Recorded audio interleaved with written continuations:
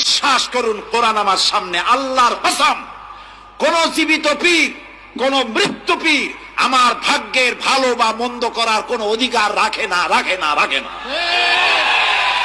কোন পীর ফু দিয়ে আমার ভাগ্যকে ভালো বানাই দিতে পারবে না, পারবে না, এবং আমার একটা চুলও বাঁকাও করতে পারবে না। যা চাবার আল্লাহর কাছে চাইতে হবে। ওয়াইজা সাআলতা ফাসআলিল্লাহ ওয়াইজা ইসতাআনতা ফাসতাইন বিল্লাহ। যা কিছু চাওয়ার আল্লাহর কাছে চাও, যা কিছু বলার আল্লাহকে বলো। সব কিছু করার মালিক তিনি, সুবহানাল্লাহ বলেন। এই জন্য মাজারের সাথে মুসলমানদের সম্পর্ক হবে না, মুসলমানদের সম্পর্ক হবে মসজিদের সাথে। কিসের সাথে বলেন জোরে?